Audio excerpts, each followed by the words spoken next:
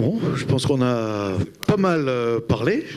On va peut-être donner la parole à la salle pour des questions-réponses. Bon, je suis Dr Bois, je suis expert comptable et président de l'université IUT. Alors, c'est la énième fois que je participe à des cérémonies relatives au financement des PME, etc. Alors, je pense que l'un des problèmes qui ont toujours été soulevés, c'est celui de la garantie aux PME. Comment les PME peuvent trouver une garantie au prêt que les financiers leur accordent? Alors, ma question est la suivante.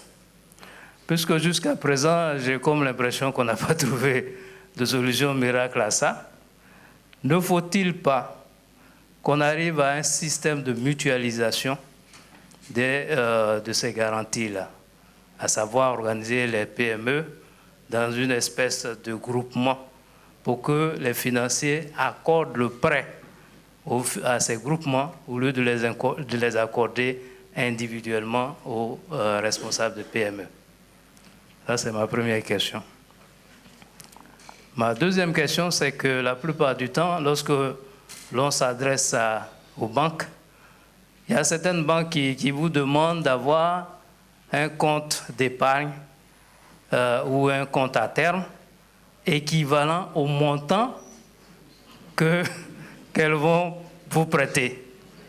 Alors, je voudrais savoir quelle est la logique derrière cette exigence-là. Troisièmement, ma troisième question, c'est qu'on parle souvent de financement d'entreprises, etc. Mais l'un des problèmes que l'on rencontre, c'est qu'il n'y a pas...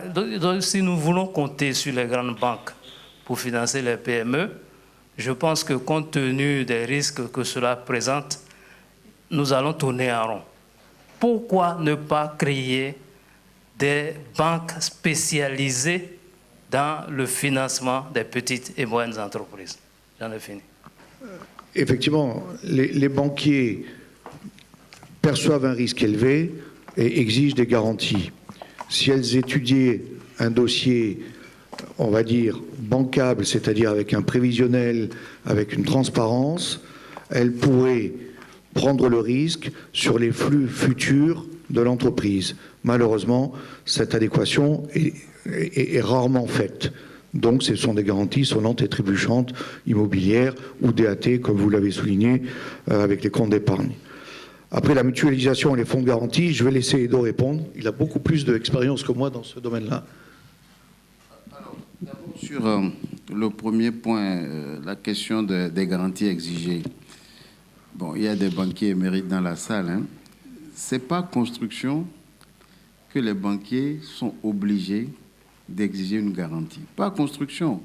Parce que par derrière, les banques sont soumises à des ratios prudentiels qui les obligent à couvrir dans une certaine mesure tous les risques qu'ils prennent dans une certaine mesure, avec un niveau, je dirais, exigé par la Banque centrale et contrôlé par la Commission bancaire. Donc, à partir de ce moment-là, si le risque perçu par le banquier lui semble élevé et que quelque part, il n'est pas très sûr de pouvoir, je dirais, couvrir ce risque-là, il va exiger des garanties. Maintenant, quel est je dirais, le niveau? Est-ce que c'est un DAT à 100% pour couvrir un risque, je dirais, à 100%? Ça, c'est, je pense, pas la discrétion, mais c'est suivant l'appréciation du banquier, du risque, en tout cas, qu'il prend sur le concours qu'il est en train de faire. Mais les règles même deviennent encore de plus en plus dures. Et quand vous regardez la nouvelle réglementation bancaire, c'est encore plus grave parce qu'il est même parfois exigé aux banquiers de non seulement provisionner ce type de risque, mais éventuellement sur un concours, ce qu'il aura, je dirais, perçu jusqu'au défaut, qu'il soit obligé de quelque part le défalquer de ces résultats. Vous voyez, c'est quand même, ça devient encore plus compliqué. C'est-à-dire que tant que le crédit ne sera pas payé, le banquier n'est pas tranquille par rapport aux règles prudentielles. Donc ça va encore durcir peut-être les conditions de crédit. Mais j'avoue aussi que ces réglementations-là sont peut-être quelque part, je dirais, expliquent un peu parfois l'attitude des banquiers. Bon, maintenant, on peut trouver, je dirais, des solutions de juste mesure. Mais quand même, il faut comprendre que l'exigence de garantie fait partie même je dirais, du mode de fonctionnement du banquier. Maintenant, sur les systèmes de mutualisation de garantie, c'est vrai que je n'ai pas beaucoup réfléchi à la question, mais c'est que mutualiser les garanties, c'est mutualiser les risques. Et il va falloir probablement arriver à des entreprises qui, non seulement ont des profils de risques similaires dans le même type de concours, ça il faut le faire, et s'assurer que la solidarité aussi dans les contre-garanties qui donnent aux garants soit effective. Et je ne suis pas sûr que ça puisse bien fonctionner de cette manière-là. Je ne suis pas certain qu'en prenant par exemple un échantillon de 10 entreprises qui veulent avoir un concours auprès d'une banque, qu'on leur demande de mettre ensemble une garantie à 10. D'abord, il faut s'assurer que le profil de risque est quasiment le même et il faut s'assurer que la solidarité ou bien l'engagement commun pour couvrir le risque soit, je dirais, effectif. Parce que moi, je ne veux pas rentrer dans un pool de garantie si je ne suis pas certain que celui qui est mon co-contractant puisse respecter ses engagements. Donc, vous voyez, donc il y a un peu... C'est pas si évident. C'est vrai qu'au niveau des marchés, on voit quelque chose qui fonctionne comme ça, parce que nous appelons le SPV, où on mutualise. Mais là, c'est non seulement le marché qui apprécie le profil de risque, mais on a derrière une notation qui permet de noter le véhicule. Donc le véhicule, c'est sur la base de sa notation qu'on exige ou non une garantie. Mais c'est sans doute un sujet à creuser, hein. Mais il faut vraiment s'assurer de deux choses, comme je l'ai dit.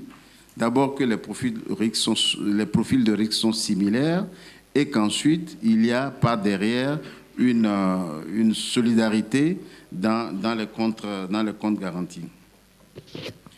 Alors, la question des... Bon, vous dites, si on s'attend à ce que les grandes banques financent les PME, on n'y arrivera jamais.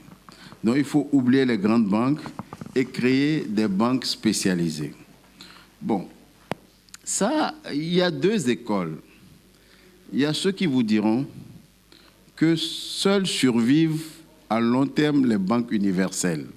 C'est-à-dire uniquement sur la base de l'activité, c'est-à-dire les banques qui font tout. Que les banques spécialisées, malheureusement, on a vu dans beaucoup de cas, banque agricole par-ci, banque de développement dans nos pays, banque d'investissement, elles ont tout fait faillite dans les années 80, 90. Tout ce qui est parce que quand on est sur des niches comme ça, si le risque qu'on prend est élevé et si d'aventure on a, je dirais, des retournements de situation dans le secteur, on est mort.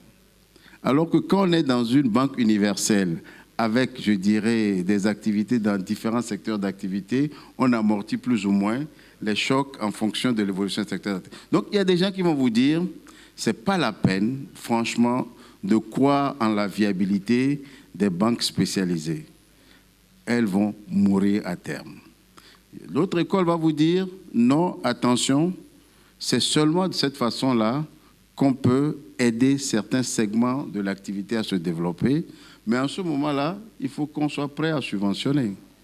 Il faut qu'on soit prêt à porter secours à ces banques-là quand ces situations-là arrivent. C'est des choix difficiles. J'avoue que moi, je n'ai pas de position tranchée là-dessus, mais je sais que c'est des débats entre les partisans de la banque universelle pure et dure et grosse et les partisans, je dirais, des banques spécialisées. Mais néanmoins, ce que je pense, et c'est ce qu'on a un peu dit, si on considère le financement comme un travail à la chaîne, les choses sont plus simples. C'est ce que je disais un peu en disant, tous les acteurs doivent y participer. La déception des PME, parfois c'est parce qu'elles vont très tôt voir la banque pour un concours que la banque n'est pas en mesure de leur accorder en raison de leur risque perçu, ou bien parce qu'elles vont voir les banques pour des crédits inadaptés. Comme il a dit, on veut acheter un camion, mais on demande un découvert ou bien un concours à 2 ans. Le banquier va dire, mais je ne peux pas vous faire ça. Donc, quelque part, il y a tout ça qu'il faut travailler et qu'on considère que c'est un travail à la chaîne qui va de ce qu'on appelle love money, business angels, microfinance éventuellement, banque, private equity, bourse. Si le travail à la chaîne est bien compris et si chacun joue son rôle, peut-être qu'il y aura moins de réticence à ce que les banques puissent accompagner certaines PME. Pas toutes, évidemment, mais bon, peut-être que là, les choses seront un peu plus simples pour les PME. Merci, Edo. Je vais juste rebondir sur un terme que tu as utilisé qui est subvention et l'associer avec garantie. Effectivement, ce problème de garantie est crucial. Et à partir du moment où le gouvernement ivoirien souhaite vraiment mettre en œuvre des moyens pour développer le tissu des PME, peut-être que le gouvernement devrait appuyer le secteur bancaire par une poche, un fonds de garantie qui serait à la disposition des banques de façon à prendre une part des garanties exigées par les banques auprès des entrepreneurs de façon à alléger le fardeau de la garantie de l'entrepreneur. Et il existe, et je le sais, par Proparco, qui est donc une agence de financement du secteur privé du gouvernement français. Proparco a un mécanisme qui s'appelle ARIS et qui est de mettre en place une garantie auprès de la banque par rapport à un projet de financement d'une entreprise particulière. Donc ça, c'est effectivement un chemin sur lequel il faudrait pousser les décideurs à avancer vers ça. On va prendre une autre question. Donc, je m'appelle Kadeba, donc j'ai travaillé pendant longtemps du côté des institutions financières et récemment j'ai monté ma PME. Et donc je suis vraiment, comme on dit, de l'autre côté de la barre et j'ai un cabinet de formation et de coaching qui accompagne donc les entreprises dans leur croissance. J'aime beaucoup l'idée que vous avez posée en parlant de la réglementation concernant donc les fonds d'investissement, les private equity. Et j'avoue qu'il serait intéressant, même au sein de CGUCI Academy, de porter ça comme une thématique phare, parce que c'est quelque chose qui a très bien marché au Ghana, qui ont vraiment une réglementation très forte pour que les private equity locales, mais aussi internationales, puissent s'implanter dans leur pays. La même chose a été fait au Kenya, mais c'est vrai qu'en Côte d'Ivoire, on ne le trouve pas. Donc, on voit bien que les private equity, elles peuvent prêter ce que les banques ne prêtent pas. Elles peuvent en tout cas accompagner aussi l'entreprise pour des montants qui vont, on a dit, de 5 millions à 100 millions ou bien à 500 millions. Donc, est-ce qu'il serait possible vraiment, dans le cadre des décisions qui vont être prises, de prendre cette thématique comme quelque chose qui puisse engager et le gouvernement et le secteur public pour améliorer la réglementation au niveau des private equity et mettre en place un genre d'accompagnement de la TPE jusqu'à la PME pour leur permettre de trouver des financements beaucoup plus faciles. Moi, je voudrais inviter la CGC à axer aussi ses interventions sur la responsabilité des entrepreneurs, des promoteurs d'entreprises, des PME. Parce qu'on a beaucoup parlé de transparence et des risques perçus. Les banquiers nous blaguent quand ils viennent nous voir. Ils nous disent: on sait que ton bilan, tu t'arranges un peu avec ça, donc donne-nous les vrais chiffres. Et une fois que tu tombes dans le panneau et que tu lui dis effectivement que tu masques une partie de ton activité, tu as perdu sa confiance. Et à ce moment-là, tout le reste de ce que tu as dans ton bilan, dans ton business plan, le doute s'est installé dans sa tête. Et donc, il va demander des niveaux de sûreté élevés. Voici la problématique. Maintenant, pourquoi nos entrepreneurs ont cet état d'esprit? C'est là où j'en appelle à l'administration. Il y a le fait que l'administration fiscale, de par la pression des services fiscaux, je ne parle pas de la pression fiscale, je parle de la pression des services fiscaux, de cette perception qu'ont les entrepreneurs, de ce que tu sois transparent ou pas, on te trouvera toujours des poux dans ton bilan. Voici le problème. Donc on est un peu dans un cercle vicieux, avec le serpent qui se mord la queue. On essaie de ruser avec le fisc parce qu'on se dit de toutes les façons, si je suis transparent dans l'absolu, ils me trouveront quand même quelque chose, alors je commence par ne pas être transparent. Or, en ne le faisant pas, eh bien, on décrédibilise l'ensemble de son fonctionnement et de ses états financiers. Et le banquier devient craintif et il prête à des taux élevés ou alors il ne prête pas du tout. C'est pourquoi je voudrais inviter la SOGECI à travailler maintenant de plus en plus sur les entrepreneurs et leur dire, comme l'a dit tout à l'heure Félix Saménouvé, que la transparence, on y gagne toujours sur le long terme. Et que cette culture du cache-cache par rapport au fisc et qui fait que nos états financiers ne sont jamais le reflet exact de notre activité, qu'on sorte de ce système de façon à ce que les banquiers aient moins peur de prêter. Parce que les banquiers disent toujours, et on ne souligne pas assez, ceux qui nous demandent des financements ne nous présentent pas toujours les capacités de nous rembourser ce que nous allons leur prêter. Et le fond du problème, il est là. Donc, travaillons sur des entrepreneurs, c'est ce que je voulais dire. C'était une petite contribution, je vous remercie. Je suis la directrice générale de NEPSI, Negos and Business Office. En fait, je voulais rebondir sur ce que monsieur a dit. Je souhaiterais qu'en Côte d'Ivoire, qu'on fasse les coachings aussi. Les coachings c'est-à-dire que si vous êtes, par exemple, dans l'immobilier et que vous êtes au-dessus, au sommet, vous devez coacher, si possible, une personne qui est en bas de l'échelle, comme on le fait au Nigeria. Ça marche très fort à Lagos et à Abuja.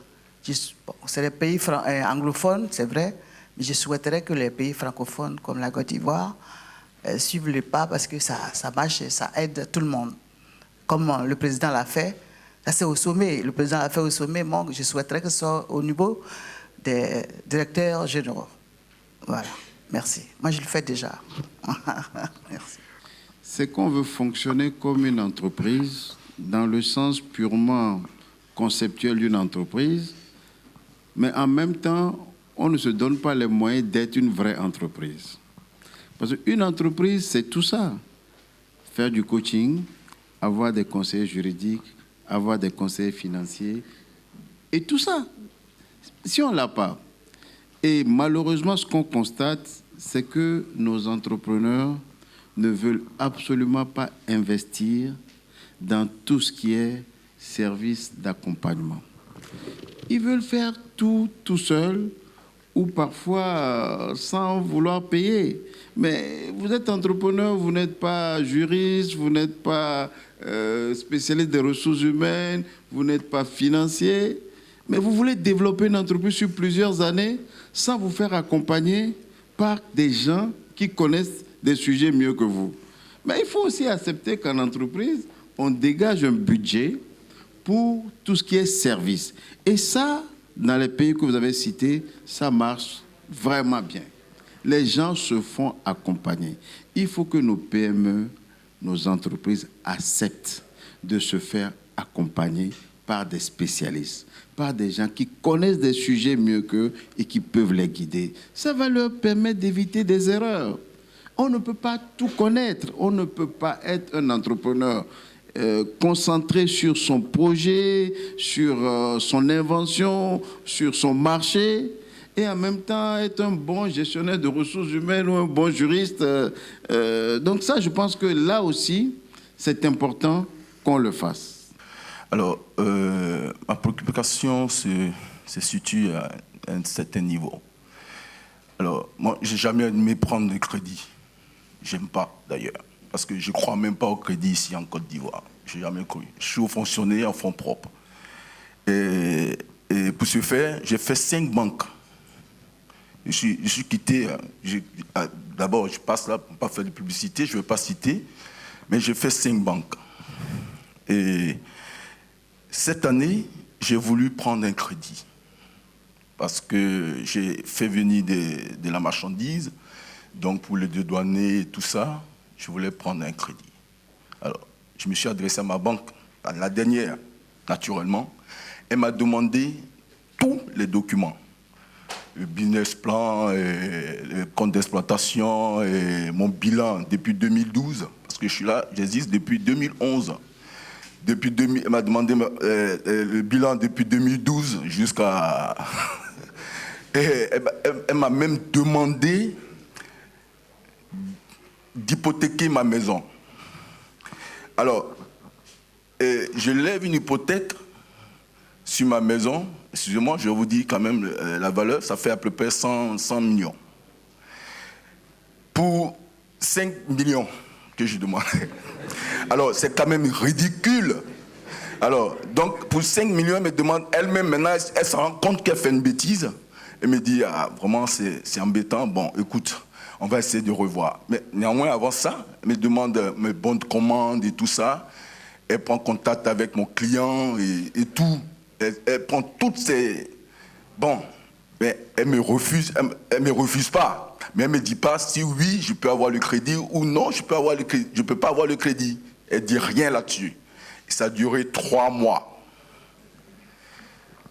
Et j'étais assis à mon bureau, et puis CAA, le groupe Cofina, m'appelle.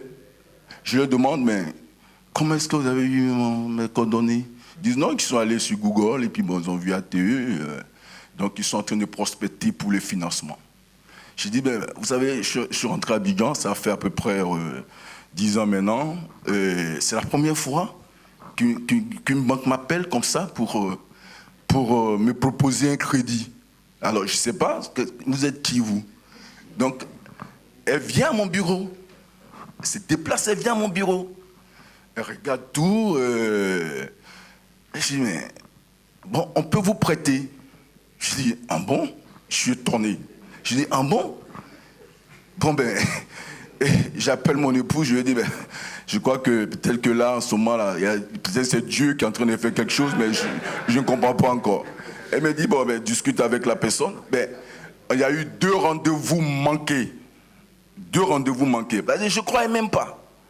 Et puis, elle me demande les mêmes documents que ma banque normale me demande, mais sans toutefois me demander d'hypothéquer ma maison. Donc, elle prend tous les documents et puis elle m'accorde du financement. Alors, bon, j'ai dit, mais, bon, l'esprit banque en Côte d'Ivoire, je veux dire, le système bancaire en Côte d'Ivoire, bon, c'est quoi? Elle fait quelle différence entre ces 2 banques d'ici, hein, n'importe comment. C'est 2 banques d'ici. Microfinance. Alors, en fait, c'est une... Oui. Tu veux répondre? C'est une microfinance. C'est une mésofinance, mais... Bon, je suis pas client d'une banque, c'est, à mon avis, plus proche de ses clients. Vas-y. Moi, je ne suis pas client là-bas. D'accord. Je ne les connais pas, ils ne me connaissent pas. Mais ils m'ont fait un crédit. Par rapport à ma banque, qui m'a toujours suivi, avec laquelle j'ai toujours travaillé, sans demander un crédit ni un découvert. Mais la seule fois que j'ai demandé, elle m'a demandé tout. Elle a voulu hypothéquer ma maison et tout ça, et me refuse le crédit. Alors, vraiment, expliquez-moi un peu. Voilà. Le risque. Non, les 2 risques. Vous avez posé un bon cas d'école. Et ça, je pense que ça mérite d'être regardé un peu. Moi, je vais vous poser une question. Comme vous avez commencé par être transparent, quel taux vous proposez à votre banque et quel taux vous a fait Cofina?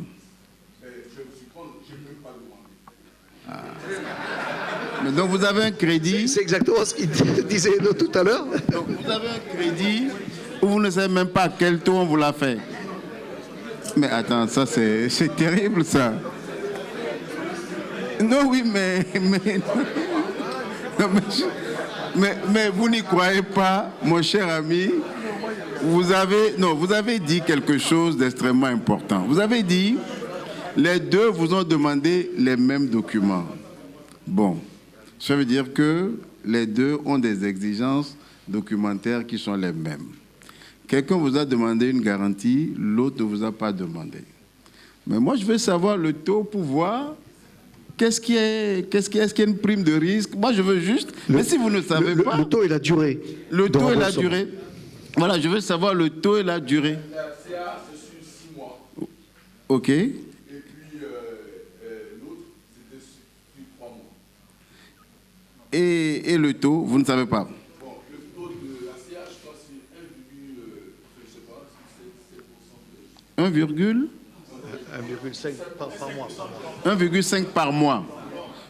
1,5 par mois. 1,5 par mois. Sur 6 mois, on est à, disons, 9% non annuel. Bon, bref. Bon. Ça fait quoi? 18%. 18% annuel. Sur un an, quoi. Bon. OK, bon. On ne va pas rentrer dans ce détail-là, mais néanmoins, vous-même, vous avez compris.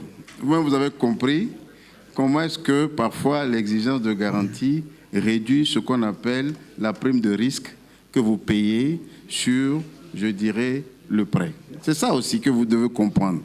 Que l'exigence de garantie, elle est excessive, hein, ce qu'on vous a demandé, 100 millions pour couvrir 7 millions, on est d'accord. Mais deuxième chose, deuxième enseignement important, l'entreprise, toute entreprise doit pouvoir s'endetter. Vous dites, vous ne voulez pas avoir de crédit. Ce n'est pas normal non plus, parce que vous n'avez pas d'historique de crédit. Vous voyez, dans les pays développés aujourd'hui, on vous demande d'avoir une carte de crédit. Pourquoi?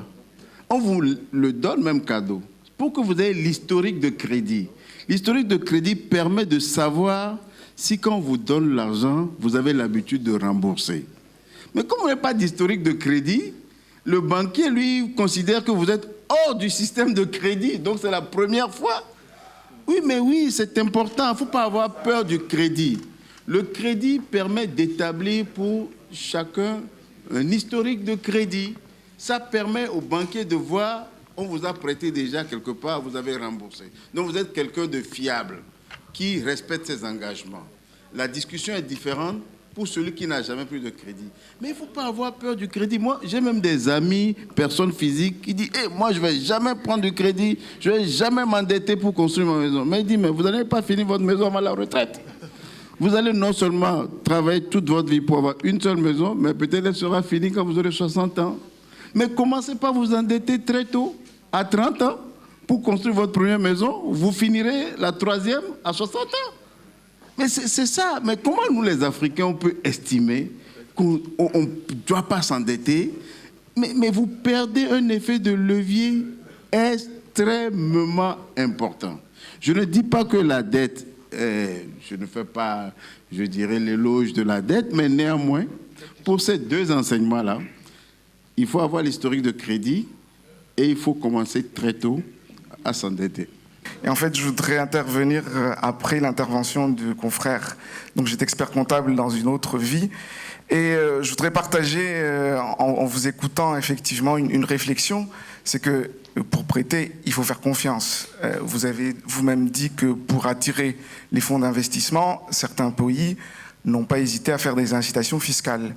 Mais peut-être que les entrepreneurs seront aussi incités à être transparents s'ils y trouvent tout de suite leur intérêt.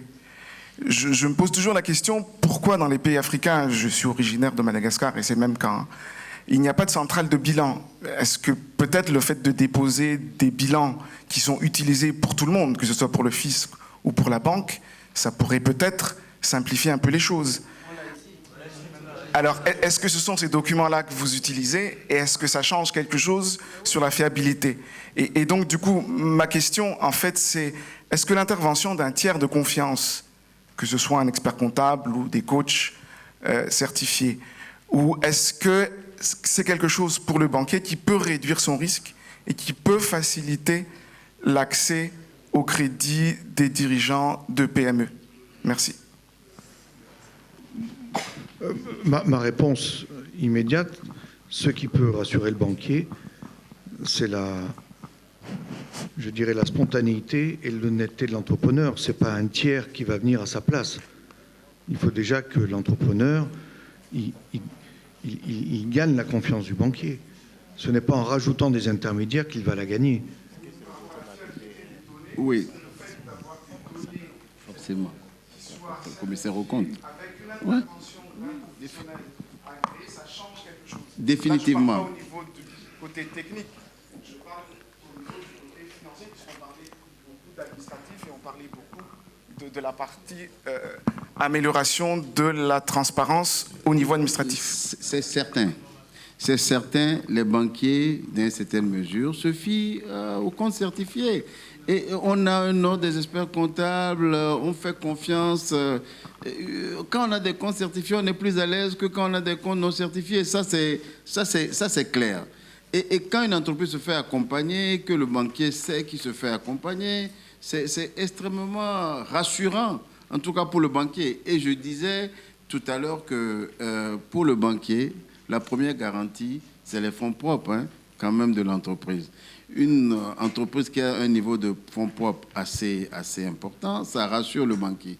Mais au-delà de cette assurance-là, moi j'ai un vieil ami expert comptable, hein, puisqu'on parle des experts comptables, il m'a toujours dit, Félix, écoute, moi j'ai fait des milliers, il a fait Arthur Anderson et tout ça, j'ai fait des milliers de missions d'expertise comptable.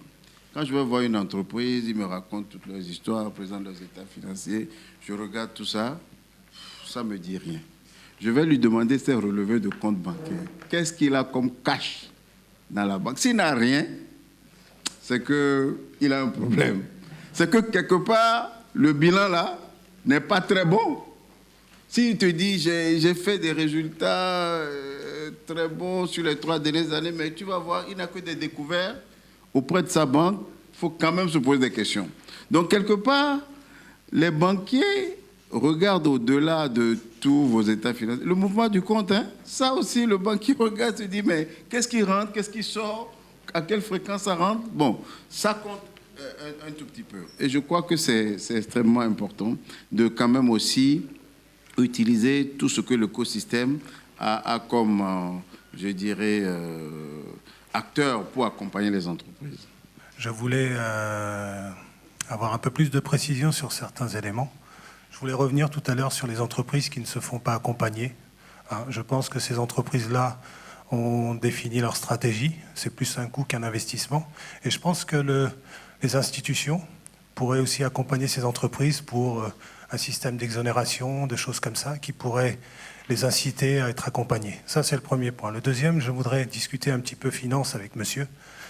Savoir aujourd'hui ce que vous venez de dire il y a 2 minutes, pourquoi les entreprises ne prennent pas de crédit, et si une entreprise ne prend pas un crédit, c'est un peu compliqué, et qu'il faut être référencé après, de savoir ce qui a été fait, ainsi de suite. C'est une chose importante, mais il faut préciser une chose qui est plus importante, que c'est le crédit est gagnant-gagnant, win-win. Parce que pour une banque, c'est aussi important de pouvoir avoir des clients fiables, crédibles et solvables. Parce que c'est aussi la réputation d'une banque pour être notée, si on parle du même langage. Et ça, c'est très important. Alors, pour une banque qui veut accompagner des entreprises, elles ne viennent pas en tant que sauveurs, il faut rectifier le tir, elles viennent en tant que partenaires. Moi, j'ai une expérience parce que on s'est installé en janvier, parce qu'on nous l'a demandé, on est venu ici installer notre société pour accompagner des entreprises, et j'ai un peu sondé les banques, d'accord? J'ai simulé que certains projets, d'autres projets étaient référencés. Et j'ai eu différents profils. D'accord. Aujourd'hui, on a des conseillers financiers. Finance, je ne vais pas rentrer dans le détail, mais conseillers, on est très loin. Et monsieur, je rejoins monsieur. Les banquiers aujourd'hui, les conseillers financiers ne sont pas prêts, ne sont pas formés. Parce qu'on parle d'un côté d'une finance, d'accord, avec les informations et la feuille de route qui vient de plus haut en disant voilà les critères c'est ça, ça, ça, ça, et on ne rentre pas dans le vif du sujet, c'est-à-dire le domaine d'activité, d'accord. Ce domaine d'activité aujourd'hui, par expérience, et je comprends aussi les banques, c'est que ce domaine d'activité devient aujourd'hui multiplié par X. On voit beaucoup d'entreprises qui donnent à boire, à manger, ils font un peu de tout. On appelle ça les entreprises multiservices. Et ça engendre pas mal de problèmes pour ces entreprises parce qu'on ne peut pas faire bien les choses dans tous les domaines. Et ça crée aussi des problématiques pour les spécialités de certains métiers. Ça, c'est une chose. Moi, je voudrais revenir sur une expérience que j'ai eue au niveau des banques, sans citer les noms. Quand j'ai demandé un accompagnement pour un de mes clients, j'ai exposé le problème. J'ai exposé le problème parce que c'était un problème, parce qu'au début, c'était un obstacle. Et comme on parle la différence entre un problème et un obstacle, c'est qu'on devient dans l'urgence. D'accord ? Au début, c'était une étude. Et quand j'ai proposé et exposé le dossier, on m'a dit oui, on peut vous accompagner et tout et tout. Le taux sera de 11%. J'ai négocié jusqu'à 9%. D'accord ? Et j'ai dit 9% c'est le crédit. Il me dit oui. J'ai dit mais mon client ne demande pas à ce taux-là, c'est pas un crédit, c'est un investissement. Alors si vous voulez rentrer dans le capital, on peut éventuellement discuter. Ça veut dire quoi aujourd'hui ? Ça veut dire qu'aujourd'hui les entreprises ont déjà un pied, excusez-moi l'expression, dans la tombe parce qu'on part déjà avec un handicap d'un intérêt qui est trop élevé. Et quand on sait que les banques, même ici les banques nationaux, vont chercher des prêts et des crédits à l'international, et quand on connaît les taux d'intérêt, il est étonnant, pour ma part, de voir la différence entre ce que les banques empruntent pour prêter aux entreprises et ce que les entreprises prêtent à des taux différents. Voilà, c'est ce que je voulais préciser. Merci. Taux élevé ou pas, j'avoue que je ne peux pas me prononcer là-dessus, mais ce que je pense qui est extrêmement important pour une économie, c'est la marge d'intermédiation bancaire qu'il faut bien regarder. Est-ce que la marge d'intermédiation bancaire est très élevée en Côte d'Ivoire comparée aux autres pays ? Et si cette marge-là est trop élevée, effectivement, il y a un problème de financement quelque part de l'économie. Bon, c'est un vieux débat. Hein. Les banques vont vous dire, nous, notre taux de base bancaire est à tel niveau parce que nous avons des charges de structure qui ne nous permettent pas d'être plus bas. Par conséquent, nous devons avoir telle marge. Donc, nos taux prêteurs sont à tel niveau. C'est un vieux débat. Mais bon, les banques centrales savent bien comment travailler avec les banques sur ça et savent quels sont les instruments qu'il faut utiliser pour amener les banques à revoir un peu leurs conditions. Je pense que ça, c'est un travail qui se fait constamment entre la Banque centrale et les banques. Maintenant, s'agissant de toute la question de l'accompagnement et tout ça, je suis d'accord qu'on a besoin maintenant d'utiliser tout l'écosystème, tous les acteurs pour favoriser le développement des entreprises. Je parlais tout à l'heure de gouvernance des entreprises.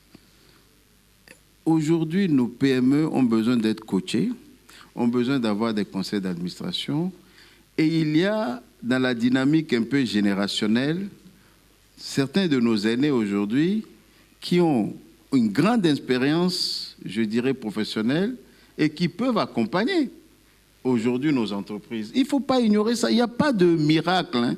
C'est-à-dire qu'il ne faut pas croire que la réussite dans certains pays est arrivée par miracle sans avoir quelque part réfléchi, organisé, programmé et exploiter à un moment donné les atouts qui permettent de se développer. Il faut absolument qu'on intègre le fait que c'est en s'appuyant sur nos atouts, sur les conditions favorables que nous avons, sur les ressources que nous avons, que nous pouvons faire changer les choses. Les jeunes entrepreneurs aujourd'hui ont la chance d'avoir une génération de personnes qui ont déjà une certaine expérience en matière d'entreprise. Il faut les exploiter. Il faut les utiliser. Ça ne vous coûte rien d'appeler vos aînés pour qu'ils vous conseillent, qu'ils soient sur vos conseils d'administration, qu'ils vous accompagnent. C'est extrêmement important, en tout cas pour les jeunes entrepreneurs. Mais l'aventure tout seul, en croyant qu'on est capable de tout faire, de tout comprendre et de réussir. Ça, je n'y crois pas beaucoup, hein. On a besoin quand même quelque part d'être accompagné un tout petit peu par l'ensemble des acteurs. Juste pour résumer en quelques mots, du côté des sources de financement, elles existent. On pense qu'il faut intensifier la concurrence de façon à ce qu'il y ait plus d'acteurs. On pense qu'il faut aussi que chacun des acteurs mette en place peut-être plus de formation en interne pour développer des compétences et de l'expertise de la part des différents intervenants, interlocuteurs des entreprises. Donc ça passe par de la formation, de façon à améliorer la communication avec les entreprises. Et du côté des entreprises, il y a effectivement une meilleure identification de leurs besoins de financement pour aller chercher la meilleure réponse à leurs besoins, et aussi d'améliorer la transparence, tout ça de façon à ce que la confiance qui s'établisse entre l'entreprise et son bailleur de fonds soit établie et soit pérenne. Tout le monde a son travail. Bonne journée.